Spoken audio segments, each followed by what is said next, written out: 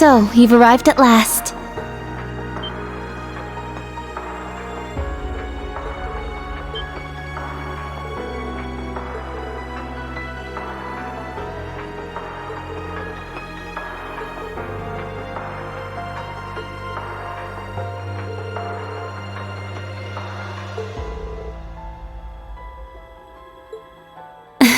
Yes, it's good to see you all again. Please, come in. They're waiting for you just over there.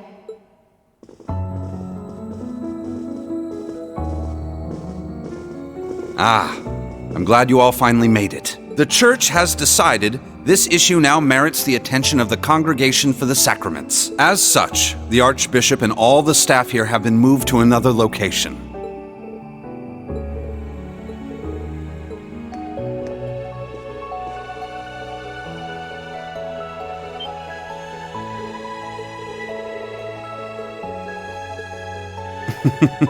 Thank you for all your diligence, Rosine. I'd feel much better if you were to stand watch over the front door now, just in case. Yes, understood. Leave it to me.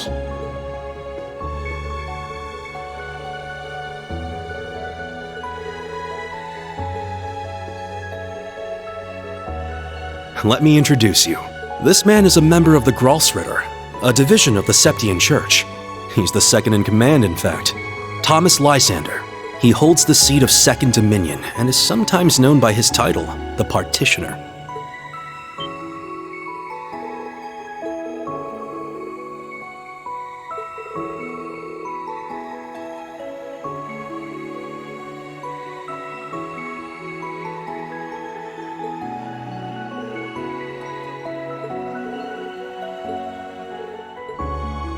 Now allow me to introduce you. This man is one of the Gralsritter's 12 Dominion, the successor to the 8th Dominion, Gaius Warzel. Yeah, a lot happened all at once. After graduating from Thors, I returned to Nord and began observing the struggle between Erebonia and Calvert. However, I began to feel something dark and sinister carried on the winds of the plateaus. I consulted my father and the chief, and eventually my old teacher, Father Barkhorn, came to visit. You might remember the name. He was the traveling priest we chased after during the Civil War. But it turns out, he was also the 8th Dominion of the Gralsritter, with the title the Roaring Lion. He was an extremely skilled knight, who investigated the Salt Pale in Northumbria and trained Brigadier General Bardius. Apparently, he was worried and came to Nord to check up on me.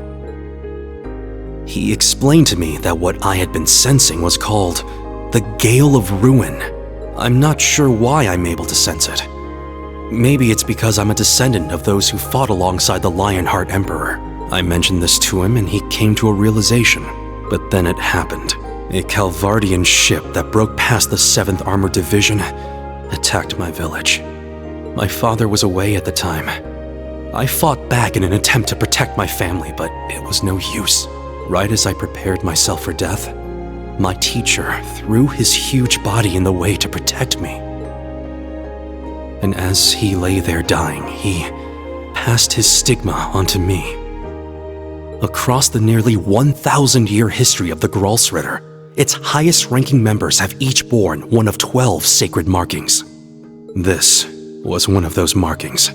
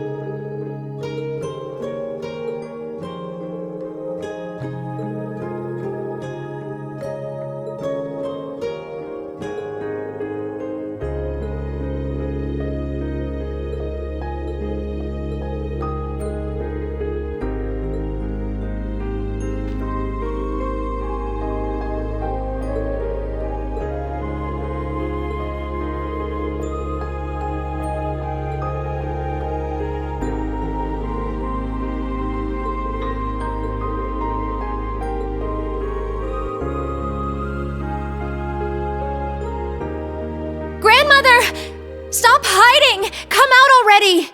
You're the one who called us here in the first place, aren't you? I only hid myself so as not to interrupt your discussion.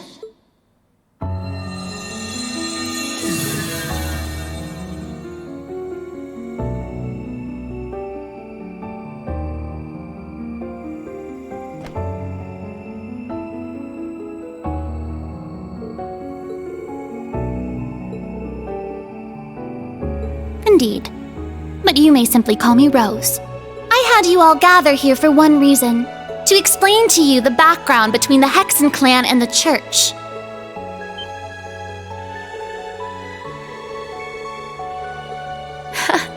It's not as though we don't believe in Adios. There have been some differences in opinion over the years, but we and the church have worked together on a number of occasions. For example, during the War of the Lions or the vampire incident in the Middle Ages. Not to mention the fight against the Dark Dragon 800 years ago. But all that was just Rose sticking her nose into other people's business.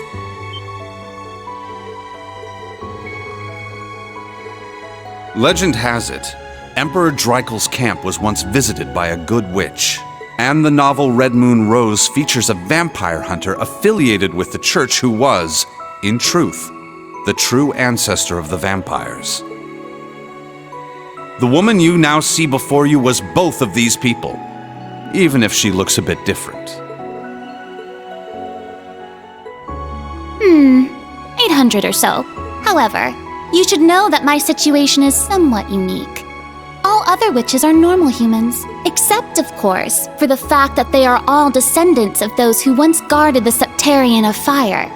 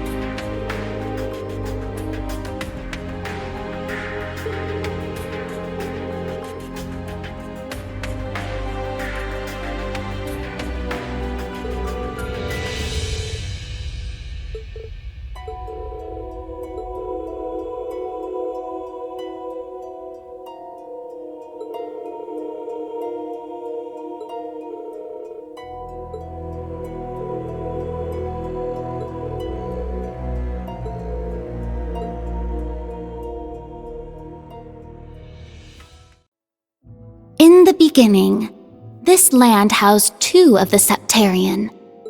The Arc Rouge, Septarian of fire and wielder of fierce power. The Lost Zem, Septarian of earth and bearer of unyielding endurance. Each assumed the form of a colossal guardian and went about granting boons and performing miracles for its people. For a few centuries, the land of Erebonia prospered, but eventually, its people began to vie for power and control. The Septarians had always granted their people's wishes, but now, their peoples each wished for the other's destruction. And so, the two colossi began fighting. Their battle ravaged the earth and split the sky, devastating the entire region. The humans tried to stop them, but it was in vain.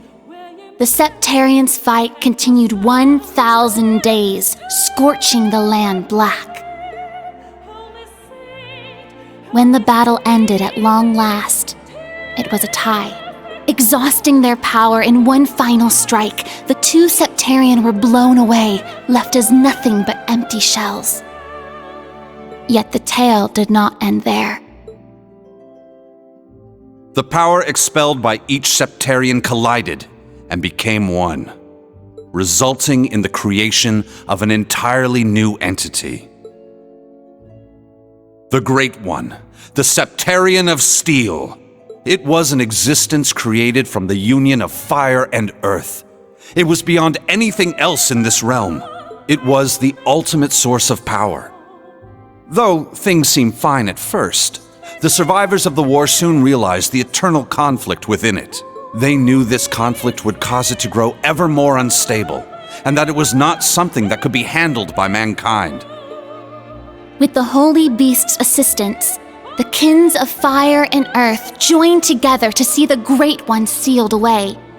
However, each of their attempts ended in failure. Left with no other options, they resorted to their final plan.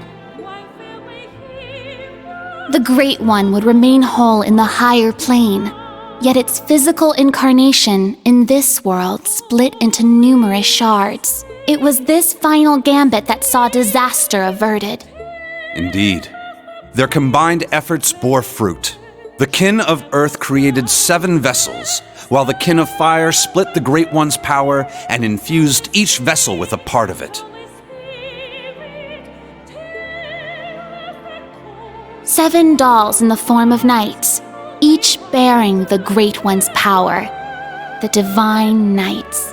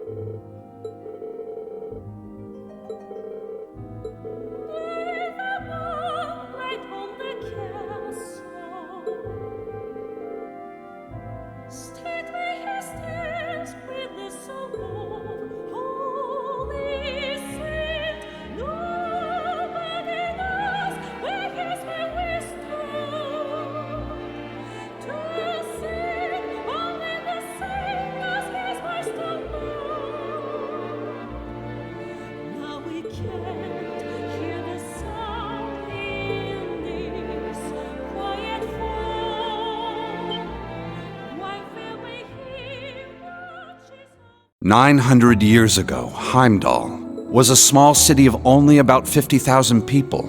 However, it was one of the burgeoning centers of culture for the region. The Septian Church had finished construction on the Heimdall Cathedral, and there were plans to develop the city even further. But it was then the Dark Dragon appeared, blanketing Heimdall in miasma and transforming it into a city of the dead. Emperor Astorius chose to lead his people south and made Sainart the new capital of Erebonia. In helping Emperor Astorius deal with this crisis, the Hexen clan and gnomes each suffered substantial losses. The Hexen clan lost its elder, and the gnomes their holy beast. and so ended their alliance. The final time they spoke would be a century later. It was when Emperor Hector awakened the Vermilion Knight to reclaim Heimdall from the Dark Dragon. He did so at the urging of the chief of the gnomes and the new elder of the Hexen clan, myself. However, the Emperor fell to the Dark Dragon's miasma, and the Vermilion Knight to its curse.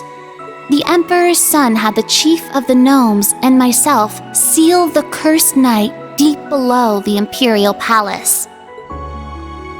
That would be the last act our two clans performed together. I do not know why, but the gnomes cut off contact with our clan and hid themselves away. In the 800 years that followed, whenever war struck Erebonia, a divine knight would enter the stage, demonstrate its might, then vanish.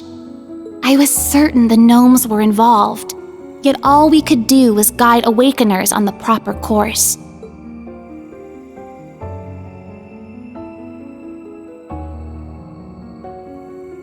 This unending pattern reached its most fevered peak 250 years ago during the War of the Lions. The false Emperor Orthros unearthed the cursed Vermilion Knight, and a mercenary under Prince Lucius' employ awakened the Palatinate Knight. Prince Dreichels found the Ashen Knight, and Liane the Argent Knight. The four awakened at once, made for a grand war indeed.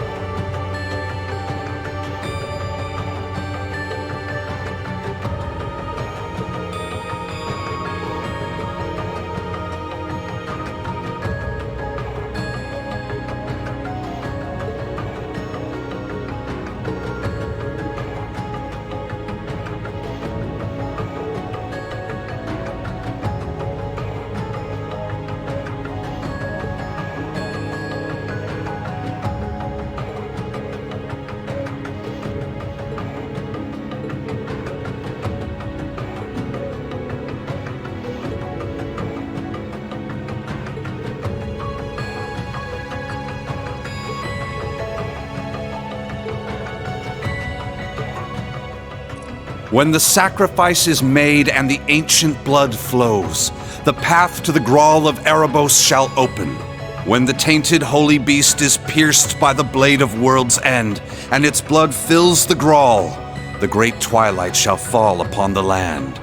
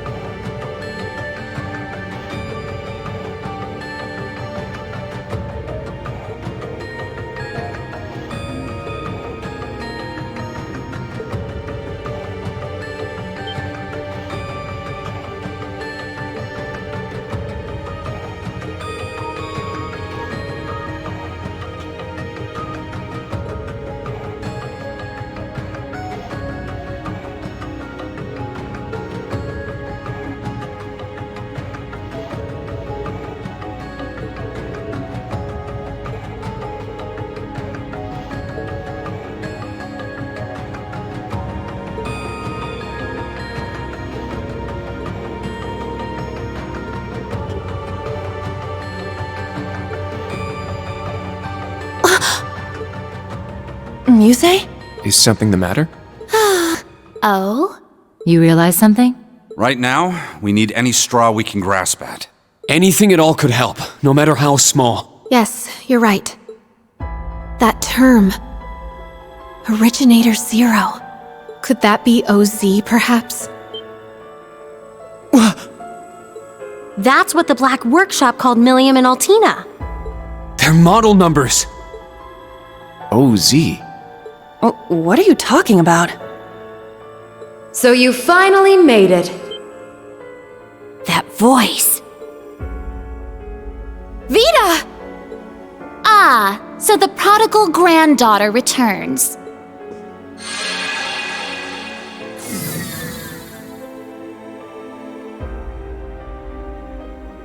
Misty, Vita! I heard you had been acting on your own. Nice to see you again, Grandmother. Emma, Celine, and Class 7 too. And thank you for mediating, Mr. Lysander. Oh, don't even mention it. It always breaks my heart to see a family torn apart so. Vita! Why? You really don't plan on ever coming back, do you? That's correct. As I said before, my allegiance will forever lie with the Grandmaster. I can't return to you and Grandmother. I can never go back to the way I used to be, just like the Steel Maiden. Seriously, who even is this Grandmaster person? I have no clue. But it is clear she is quite taken with them. So do tell, Vita. If you have not decided to return to us, why show yourself now? Has Ouroboros finally decided upon its course of action? Yes. After our experiments with the 3 ions, the 6 other Anguis came to a unanimous decision. They decided to ignore my warning. They will work with the Chancellor and the Gnomes to bring about the Great Twilight, completing the Phantasmal Blaze Plan. So that's how it is. The reason Ouroboros was so quiet the past month wasn't because they left Erebonia.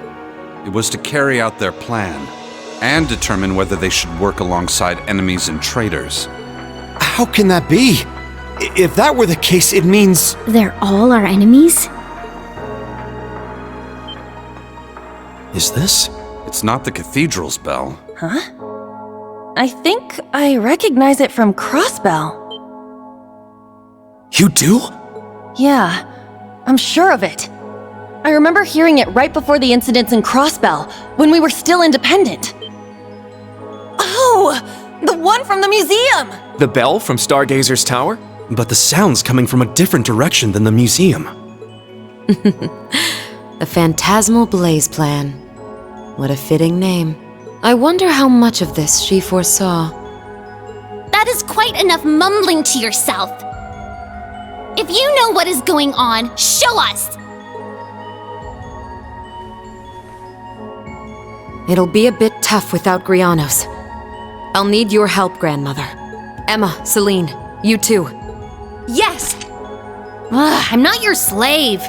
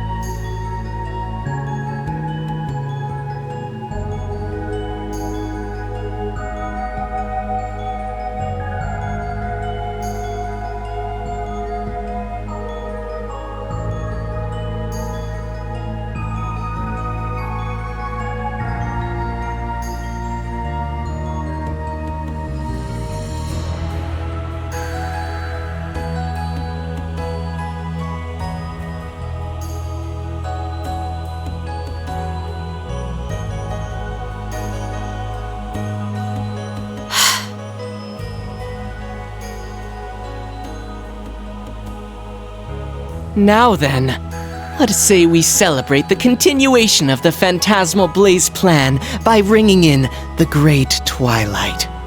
I, Enforcer number 0, the Fool, shall play the opening note.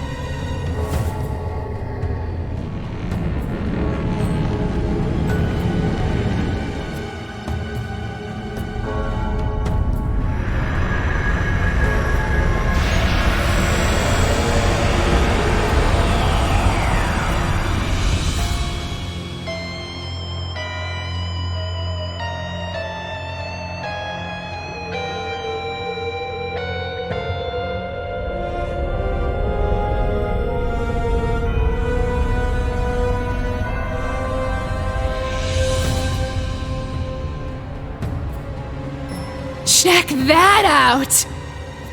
Huh. Sure is something. Well, how about that?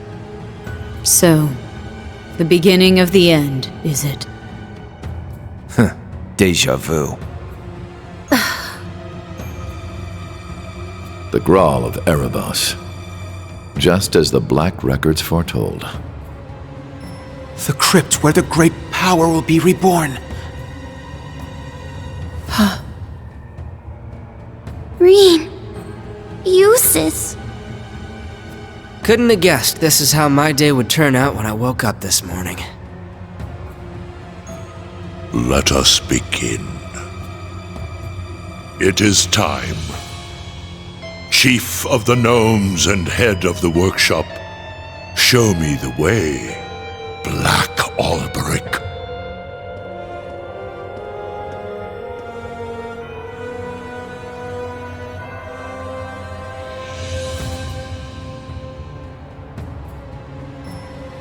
As you wish, my lord.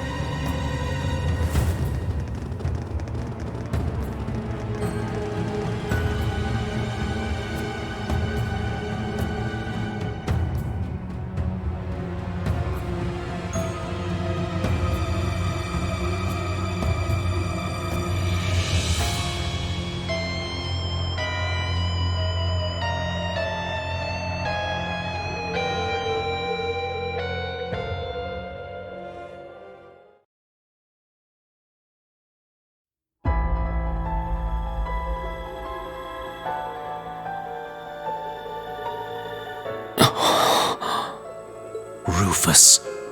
Millium. Was that... Allie? Yes. But why? Boss, Zeno, and Leo. Azure Siegfried. And that guy in the lab coat. Isn't that... The blazing demon and the fool were there as well. So that's the maiden. Why?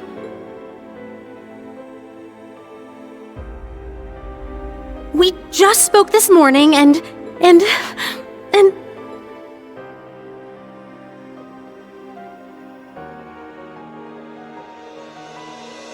What's going on?! Lisa. That man's name was Lumen or something like that, right? His hair looked different. Franz Lumen, the first disciple of G. Schmidt, and the deceased husband of the Reinford Group's chairman.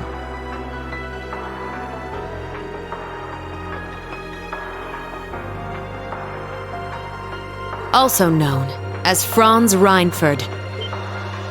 Ah, so he has been lurking in the shadows these past 20 years. Yes. Perhaps for the sake of working with the Chancellor to engineer this very moment. Elisa! Snap out of it! Now's not the time! As a bracer, I can't just sit here and let them pull off whatever that Twilight crap is they're planning. How about all of you? She's right. We can't stop here. We gathered together to do whatever we could to help. Our goal remains unchanged. Yep, true. Elisa, let's go. Yeah. Well, Vita, what will you do now? Well, I'd like to charge in there alongside the rest of you, mostly out of spite. Unfortunately, I suspect things won't be quite that easy. What do you... Something's... There's a turbulent swirl in the mana. Was that? I believe so. Sir Lysander, Sir Gaius, cryptids and magic knights have appeared all over the city.